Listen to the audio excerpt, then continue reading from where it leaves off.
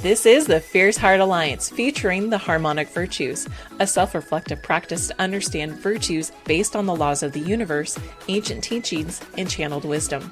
We can apply these virtues to everyday life to fully participate in our personal evolution by cultivating resiliency, purpose, and harmony through self-awareness and self-stewardship.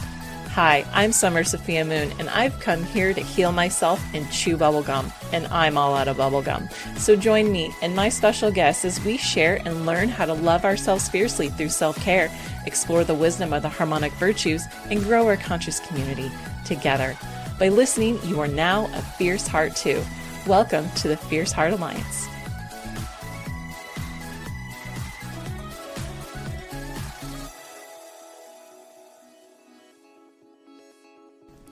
Before we begin today's topic, I'd like to say thank you to our listeners. You're always welcome here. Thank you to our ancestors, spirit guides, and friends who are assisting us today. May these words be a force for good and timelessly infused with light and held in the frequency of rose quartz and spread healing and peace around the world. May it connect to both our consciousness and unconsciousness for the highest and most benevolent outcomes for all. If there's any words left unsaid, we trust in spirit to make things right and let it gently ease into our consciousness as necessary for understanding in our own time, in our own way. And so it is. Thank you.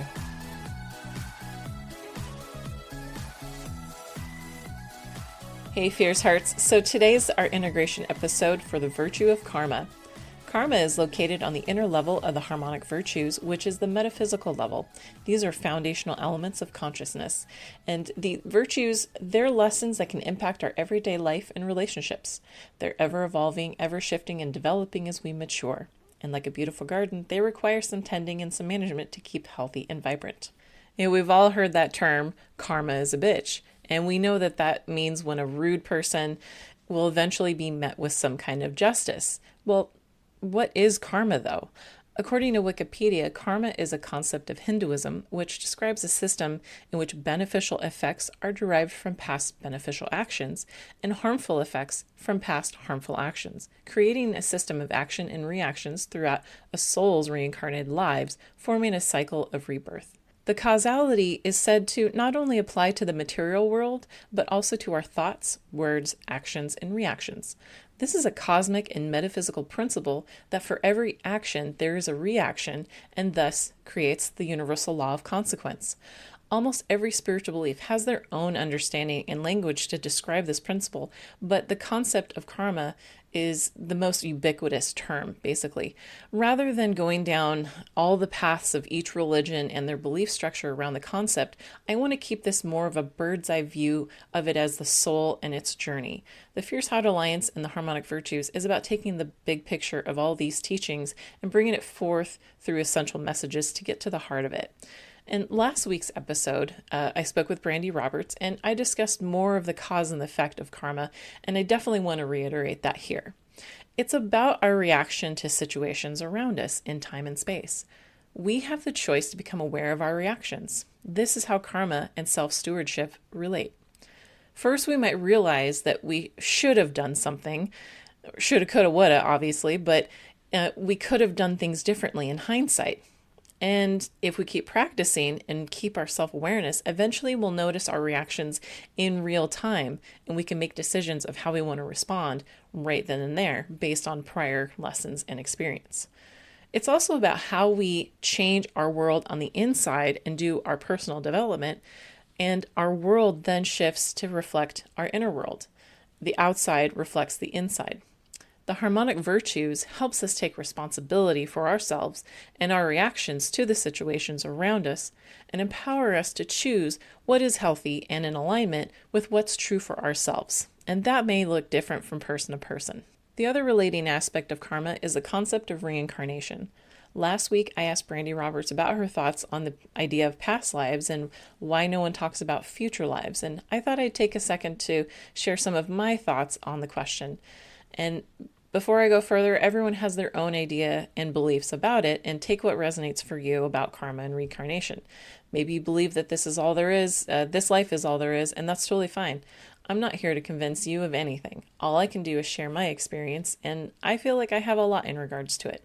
So if you don't subscribe to Past Lives, feel free to skip this episode or change to another one, but I'm about to get in some stories about my experience. So my perspective about the term past lives is that it's terminology to explain inexplainable phenomena. The question came up for me of why do people only talk about past lives and not future lives, is that it's all about in the perception of what the person is experiencing. And in human form, time is linear. Our history is linear, but in spirit world, it's not. And so they can pop from the future to the past to way in the future to the way in the past to the now time, and then back in the future and then the forward. And so it's whatever they want it to be. It doesn't have any linear form to it, but it does for us in this physical world.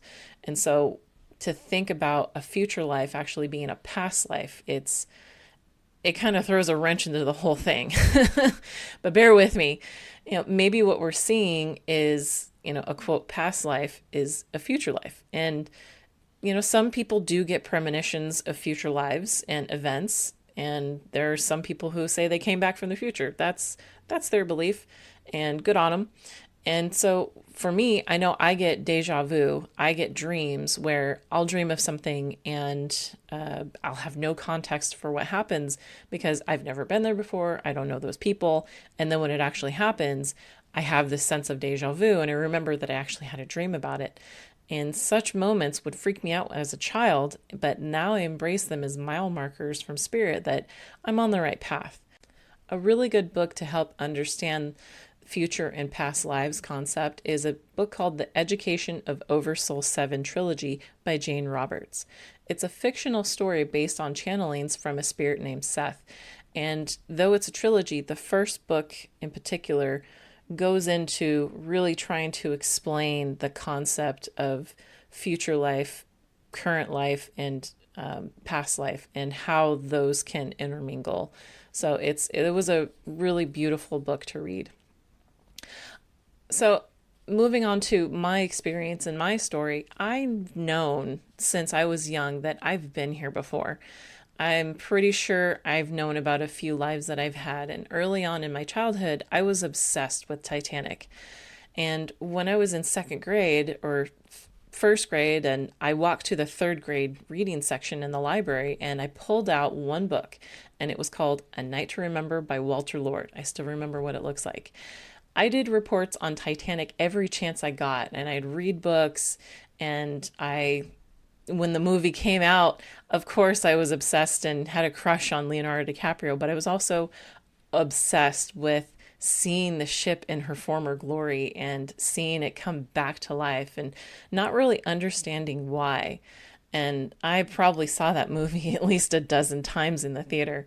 Later as an adult, I did some past life regression, and I saw myself as a man in a three-piece suit. I had a cane. I'm holding the hand of a little girl who's probably my daughter in that life, and she's wearing a whitish cream dress of the early 1900s, and we're standing on a bluff looking out at the ocean. And my sense is that I was not on the Titanic, but that somehow that life was very much connected to the ship. My other sense is that there was some connection to design, accounting, some connection with the White Star Line, so something along those lines. I haven't done any deep super dive into investigating it, nor am I interested in it. I feel like past life information should be like the weather or a commercial. You acknowledge it, you pay attention, and you also let it be. It's very important if you go down the road of past life and reincarnation and following that journey to not get sucked into the story of what happened, because then you could feel victimized and then you're trapped. The big takeaway is that I really want to press is that whatever happened in the previous life could be a lesson in this one, but we have the power to choose differently, and our power is love and forgiveness. So if you do feel called to go down the path and do some past life regressions with a therapist, do your past life a solid and forgive and send love. That heals and shifts your karma. Also, what lessons happened in that life that you can see happening in this one, that can give you a lesson to learn, because that's ultimately why we're here. And ideally, it could help you get to the root of one of the purposes of what you're learning here in this life. Other than the Titanic life, I've had several lives regarding spiritual persecution. This life included, but for very different reasons, and definitely non-life threatening ways, of course. And it still doesn't take away the sensitivity or the charge out of it, because recognizing the theme has helped me work on my own spirituality and paving my own spiritual path and finding my powers and my gift. And I feel that this is why Spirit is guiding me to bring forth the harmonic virtues to help me really step forward and push through and work through the fear and navigate those old wounds with love and courage. And so I have a few stories about that, but I want to share a funny story about past lives. So the story goes, I've always been spiritual throughout my whole life, but it wasn't really until 2010, 2011 when I had my first spontaneous Kundalini release. And so that kicked off the catalyst for me to start my deep diving and learning, and I was absorbing everything like a sponge. And I was deeply called to do a vision quest in 2014, and it's nothing like I've ever done before. And I found this wonderful organization called Sacred Groves on Bainbridge Island in Washington, who hosts a vision quest on a 1,000-acre nature reserve called Oconee Ranch. And I signed up for it not knowing that it would basically be the key to many things that I had been searching for and starving for deep connection. And it was a beautiful experience. Long story short, it was my first vision quest, and so I wanted to make sure I was doing it right. And to back up a little bit, a vision quest can also be called a spirit quest, and it's an indigenous practice of sitting on the land and communing with nature for 4 to 6 days. And it's like camping, but with fasting and meditating and intention setting and connecting with the unseen realm. And so I had a tent, but some don't, and whatever speaks to them works for them. I thought I needed to sit there. I needed to meditate. I had my prayer ties. I was all set up. I had my sacred circle. I had the things. I had my intention set, and Spirit just said, go take a walk. And I was like, no, I'm going to sit here. I'm going to meditate. This is what I came here to do. Spirit's like, okay, fine, meditate. So they got a little sassy. So I wasn't one at the time to see visions when I meditate. So I close my eyes and I'm sitting cross-legged. I got my hands on my lap, and all of a sudden I see this vivid vision and sensation of me being on a crystal train heading to a crystal palace. Why I didn't just float there is beyond me. Anyways, I arrive at this huge hall called the Akashic Records, which is a library of sorts where it holds each person's Akash, which is the record of every soul's incarnation. Some would say it's also where it holds the information of future agreements and future incarnations. And there are other ways of pronouncing it, but Akash works for me and Akashic works for me, but do what works for you. So once off the train, I was greeted by a giant druid who I only saw from the waist up, and he had this really long robe. He held my hand. He guided me to a table.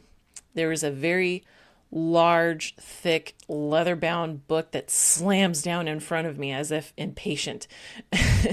And the book opens from the beginning by itself, and the pages start flipping. It was almost like a Harry Potter sort of thing. The book is alive by itself, flipping page by page, and it's going so fast. And each page, there's another flash of a different life, and it's going by so fast. And eventually, it flips. It reaches to the end, slams close, and then I hear, "There, you meditated.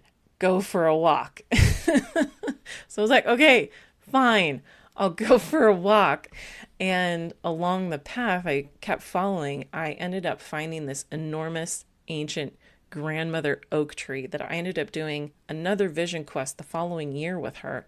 So my point is, we can think we need to do certain things for our spiritual journey a certain way, but as you go along, you get ideas of what you can do, but ultimately the journey is yours. So make it your own color and flavor and have fun exploring with combinations.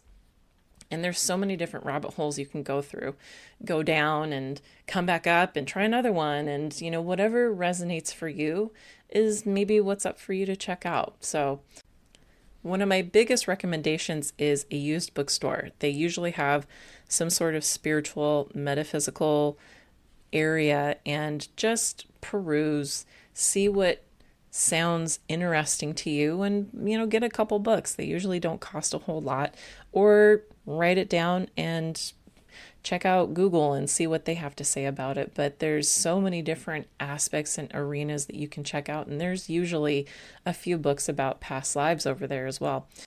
Another option for books is the public library. You can go online, you can do it in person. There's so many different options these days, and there's so many authors and topics, and it's like a smorgasbord. So I highly recommend it, and that way you can also read it, try it before you buy it, sort of thing, because if you do start accumulating books, it does cost a little bit of a penny, and you have a lot of books now to hold on to. But renting it and then having to return it is also a really great option as well, and it's also cost effective. Two books that have been really helpful for me in my journey one is by Robert Schwartz. It's called Your Soul's Plan: Discovering the Real Meaning of the Life You Planned Before You Were Born. He's published a few books as mentioned, but this one he interviews people who've they think that they've had past lives, or they've had certain struggles, and with the help of a medium, they get more information about their current life situation, how that relates to the previous life. Another good book is called How to Uncover Your Past Lives by Ted Andrews. And honestly, anything from Ted Andrews is a must on your spiritual journey. And the links to both, actually all three books, will be in the show notes. So I've given my 2 cents about karma, and it's time to read the channeling I received about it. So here it goes, and quote, "Yes, hello, we are here to guide you in teaching about karma and consequence. Yes, there is a past life, and yes, there will be more lives after this. We are never done learning. Our goal is to expand consciousness. This can be done through love and loss. Consequence is the result of action. Consequence gets a bad rap. Yes, it can have bad connotations. Consequence is the result of actions taken.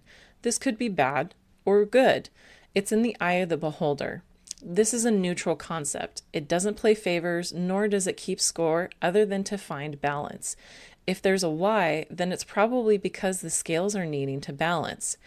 It's harsh, but it is the truth of the nature of the universe and the world you live in, with the forces applied to it. It's the nature of how life operates. You wouldn't want it any other way. It seems that gods get a bad rap for being unjust, or to be feared when it is not in their hands, but is the principles of how the universe works. Be kind to yourself, be kind to others, and see your karma change. Yes, love is your power in this life and other lives you may encounter. Peace and love can heal your karma, but they take time and understanding. In time, you gain understanding. May peace and love be with you." End quote. In conclusion, regardless if we're looking at past lives, future lives, or this one, right now, in this moment, this life is what we have to work with. In this life, we have a physical body to work with as well. And that's what matters most. We can do all the work with our ancestry, and we can do all the work on our past lives, and it is transformative work. But let's not forget the present moment. Let's not forget the power that we have right here, right now, and that's to foster kindness, peace, and love for ourselves and others. So that's our episode for this week. Feel free to leave any comments you might have about your experience with karma. Keep the conversation going. Please like and subscribe. It helps me know that you enjoy the content and want more of it. You can also follow the Fierce Heart Alliance on Facebook and also Instagram for weekly inspiration. Next week is our self-care episode with Brooke Buki, where she shares her wisdom and her journey of self-care and why it's so crucial for these times to practice self-care. Take care, Fierce Hearts. Till next time.